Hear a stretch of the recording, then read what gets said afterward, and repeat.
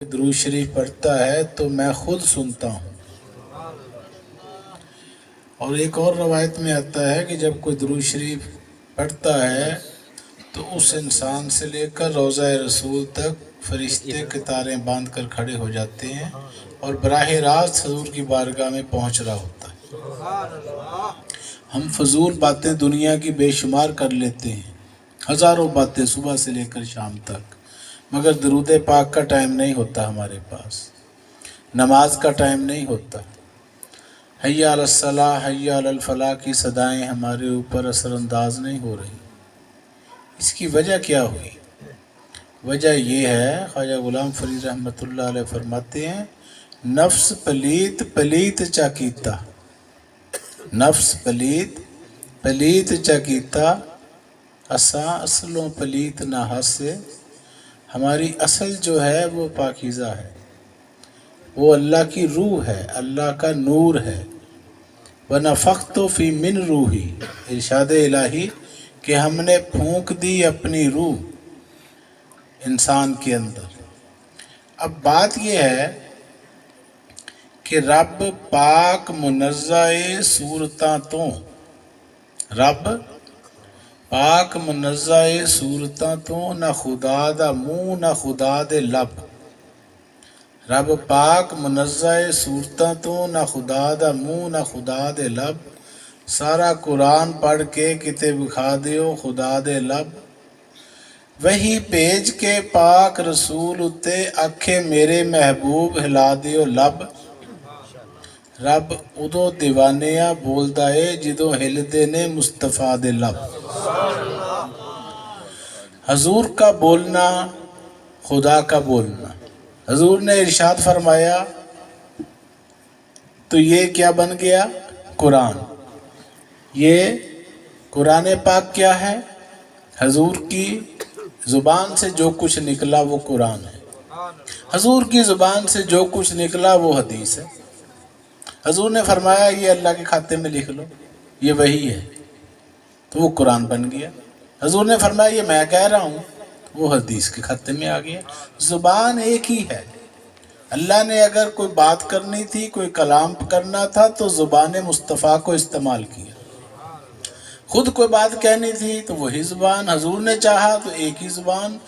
یہ عاشق اور محبوب، محب اور محبوب دونوں جب گفتگو کرتے ہیں تو زبان ایک ہی استعمال ہوتی ہے، اس میں دوئی نہیں ہے۔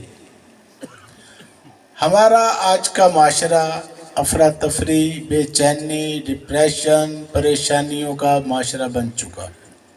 ہر بندہ پریشان، نہ دن کو چین نہ رات کو چین، بے سکونی، بے چینی، مہنگائی نے مت ماری ہوئی ہے، اور یہ مسائل جو ہمارے معاشرتی ہیں اس نے انسان کو ذہنی مریض بنا کے رکھ دی۔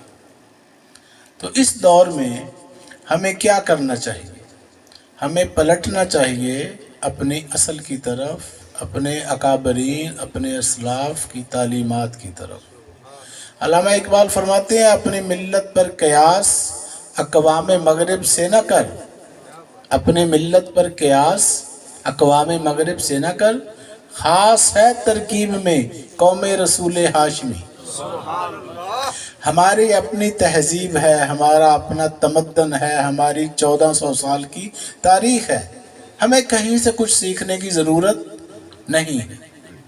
تو یہ انگریز لوگ جو ہیں وہ آپ کا لباس پہنتے نہیں پہنتے، آپ کی زبان بولتے ہیں عربی، فارسی، اردو نہیں بولتے، وہ اپنی انگلش بولتے ہیں۔ ان کو اپنی زبان سے محبت ہے، اپنے لباس سے محبت ہے، اور ہم غلامانہ ذہنیت، ہم بولنا کیا چاہتے ہیں؟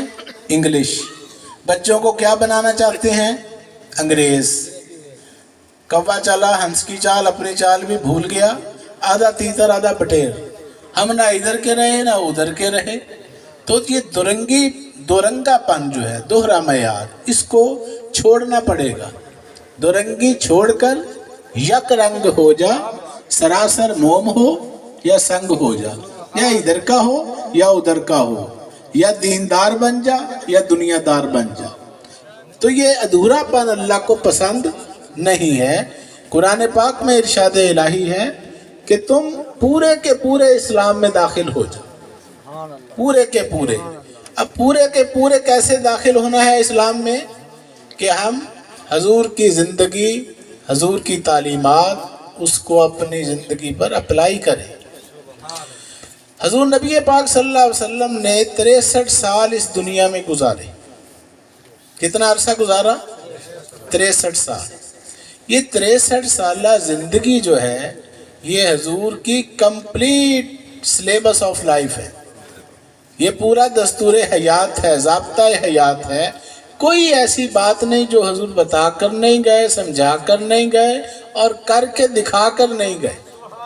صرف کہا نہیں کہ ایسے کیا کرو، پریکٹیکلی کر کے دکھایا۔ کھانا کیسے ہے، پینا کیسے ہے، بات کیسے کرنی ہے، آداب مجلس کیا ہیں، آداب تجارت کیا ہیں، آداب حکمرانی کیا ہیں، ایک اچھا شوہر کیسے بننا ہے، ایک اچھا داماد کیسے بننا ہے، ایک اچھا سسر کیسے بننا ہے، ایک اچھا شہری کیسے بننا ہے، ایک اچھا محلے دار کیسے بن کے رہنا ہے، ایک اچھا پڑوسی کیسے بننا ہے۔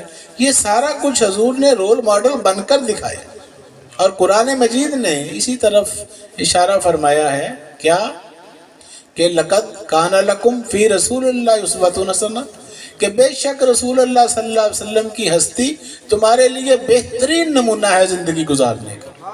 اس سے اچھا کوئی زندگی کا رول ماڈل ہو نہیں سکتا۔ سب سے اعلیٰ، سب سے افضل، سب سے اچھا اسوہ حسنہ وہ حضور کی زندگی مبارکہ ہے، حیات پاک ہے، اس کے اوپر چلیں، یہی کامیابی کا معیار ہے۔ اسی نقش قدم پر چلنے والے کوئی زہد الانبیاء بن گئے، اسی نقش قدم پر چلنے والے کوئی عبد القادر آئے تو غوث اعظم بن گئے، کہ سید علی حجویری آئے تو مظہر نور خدا بنے۔ عام بندہ نہیں کہتے، گنج بخش فیض عالم، مظہر نور خدا، خدا کا نور، خدا کے نور کا مظہر بن گئے۔ کون؟ حضور کی اتباع کرنے والے، سچی محبت کرنے والے، حضور کے طریقوں پر چلنے والے، حضور کی زندگی کے لیے، حضور کی تعلیمات کے لیے اپنی زندگی کو جنہوں نے وقف کر دیا۔ وہ مولانا نظام الدین آئے تو خواجہ نظام الدین اولیاء محبوب الہی بن گئے۔ کیا وجہ ہوئی؟ اندر کی جب ہو جاتی ہے صفائی تو پھر ظاہر ہو جاتی ہے خدائی۔ جہاں صفائی وہاں خدائی، تو بس اندر کی صفائی، یہ سارے تصوف کا نقطہ ہے۔ تمام اولیاء کاملین، بزرگان دین، غوث، کتب، ابدال، صوفی، مجذوب، کلندر، اصفیاء، اتقیاء، سب کی تعلیمات گزشتہ 1450 سال سے یہی ہیں۔ کیا؟ کہ کر لے دل دی صفائی جے دیدار چاہیدہ، کر لے دل دی صفائی جے دیدار چاہیدہ، تو جہان تو کی لینا تینوں یار چاہیدہ۔ نعرہ تکبیر، نعرہ رسالت، نعرہ تحقیق، نعرہ غوثیہ۔ کر لے دل دی صفائی جے دیدار چاہیدہ، تو جہان تو کی لینا تینوں یار چاہیدہ۔ نہ مسجد دی نہ مندر دی، ایک کھیڑ ہے تیرے اندر دی، کر صحبت مرد کلندر دی، بندے وچ مولا ویکھی۔ صابن لا کے مرشد ہونا جاندہ، صابن لا کے مرشد تونا جاندہ، تیرے باطن نو، تیرے دل نو، تیری روح نو، تیرے ظاہر باطن نو تونا چمکونا جاندہ۔ صابن لا کے مرشد تونا جاندہ، حضرت بابا بلے شاہ رحمت اللہ علیہ۔ صابن لا کے مرشد تونا جاندہ، یار ملاوے تینوں تیرے ہاندہ۔ کر لے دل دی، شرط یہ ہے کہ کر لے دل دی صفائی۔ صفائی نصف ایمان ہے، اور اس سے ہم مراد کیا لیتے ہیں کہ جھاڑو دے لو، برتن صاف کر لو، کپڑوں کی صفائی کر لو، ٹھیک ہے، یہ بھی درست ہے، یہ بھی کرنا چاہیے، مگر جس چیز کو صاف کرنے کی ضرورت ہے وہ کیا ہے؟ وہ ہمارا اندر، ہمارا باطن، ہمارا قلب جو ہے یہ جو قدورتوں سے بھر جاتا ہے اس کو صاف کرنا ہے. کس سے؟ ایمانداری سے، عبادات سے، ریاضات سے، مجاہدات سے. تو پھر تزکیہ نفس حاصل ہوتا ہے. یہ ابھی رمضان شریف آئے گا، اس کا کیا مقصد ہے، اس کی فلسفی کیا ہے؟ روح کے اوپر جو غبار آ جاتا ہے، جو میل کچیل جمع ہو جاتی ہے پورا سال، اس کی صفائی کرنی ہے، تزکیہ نفس حاصل کرنا ہے. تزکیہ نفس جو ہے یہ پورے قرآن مجید کا منشا اور مقصود ہے. الحمد سے لے کر والناس تک قرآن مجید ہمیں یہی بتا رہا ہے کہ بھئی تزکیہ نفس حاصل کرو، اپنے اندر کی گندگی ساری نکال دو، غلاظتیں نکال دو. اور وہ کیا ہیں؟ حسد، بغض، کینہ، نفاق، غرور، تکبر، چغلی، غیبت، انا پرستیاں، ذات پات، قوم، قبیلے، برادریاں، تعصب، منافقت. تو یہ سارے جو بت ہیں 360 ہمارے اندر، ان کو توڑنا یہ سنت رسول صلی اللہ علیہ وسلم ہے. دل کو حسد سے پاک کرنا، دل کو حسد سے، انتقام سے، بغض سے، کینہ سے، نفاق سے صاف پاک رکھنا، یہ سنت رسول صلی اللہ علیہ وسلم ہے. ہم کہتے ہیں پتہ نہیں سنت مسواکوں کا نام ہے. ہم نے چند باتوں کو اپنا لیا جو ہمیں پسند ہے. رسول اللہ صلی اللہ علیہ وسلم کی ساری زندگی جو ہے یہ کیا ہے؟ یہ اسوہ حسنہ ہے. نبی پاک صلی اللہ علیہ وسلم نے کبھی کسی کی چغلی نہیں کی، اور ہمیں چغلیوں سے فرصت ہی نہیں ملتی. غیبت، عیب جوئی، برائی، دوسرے کے کیڑے نکالنے، یہ ہماری زندگی کا فیورٹ ہابی، بہترین مشغلہ ہے کہ دوسروں کے عیب تلاش کرو. کیونکہ فارغ جو ہوئے ٹائم کافی ہے اور ٹائم قیمتی ہے. ہماری زندگی کا وقت جو ہے، وقت اور صحت، وہ ستیہ ناس ہو جاتی ہے انہی کاموں میں کہ ہم دوسرے کے عیب، دوسرے کی ٹو لگاؤ، دوسرے کو حجت کرو، دوسرے کو مذاق کرو. یہ عادتیں کہاں سے پڑی ہیں؟ قرآن پاک کے اندر ارشاد ہے کہ دوسروں کا مذاق نہ اڑایا کرو. ٹھیک ہے، مگر ہمیں تو اس پر عمل تو تب کرے نا اگر قرآن کو کبھی ہاتھ لگایا ہو، یا کبھی اس کا ترجمہ پڑھا ہو، یا تشریح پڑھی ہو، یا تفسیر پڑھی ہو. نہیں، پتہ ہی کچھ نہیں. حصول ثواب کے لیے قرآن پڑھتے ہیں، جب کوئی مر جاتا ہے پھر قرآن لے کر بیٹھ جاتے ہیں، سپارے لے کر نا، کل کرا لو، ساتیں کرا لو، 40ویں کرا لو. لیکن یہ نہیں پتہ ہوتا کہ اس میں ہے کیا.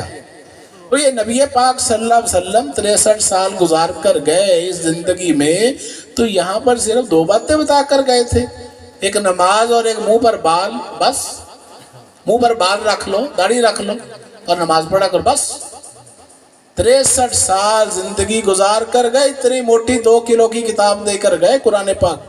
اس کے اندر کیا ہے؟ اس کے اندر سارا سلیبس ہے کہ زندگی گزار کر اللہ تک کیسے پہنچنا ہے، اللہ تک کیسے پہنچنا ہے، کامیاب کیسے ہونا ہے، جنت کیسے حاصل ہوگی، اور اس کے لیے کیا کیا شرائط ہیں وہ ساری بیان ہو گئی. پہلی قوموں نے کیا کیا، نافرمانیاں کی، اس کا میں نے انجام کیا کیا، وہ ساری تاریخ اس کے اندر بیان ہو گئی. بے ادبوں کا میں نے کیا حشر کیا. تو یہ سارا کچھ ہمارے سامنے ہے، مگر چلنا کب ہے؟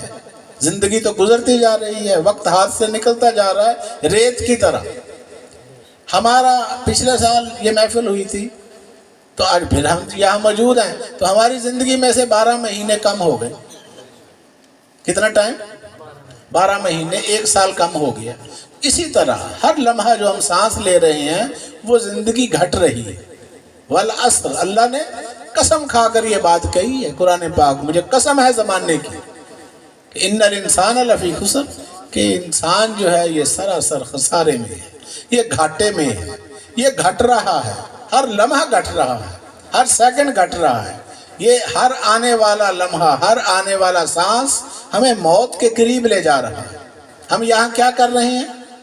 موت کا انتظار کر رہے ہیں. اس زندگی میں، اس دنیا میں ہم کس کام میں لگے ہوئے ہیں؟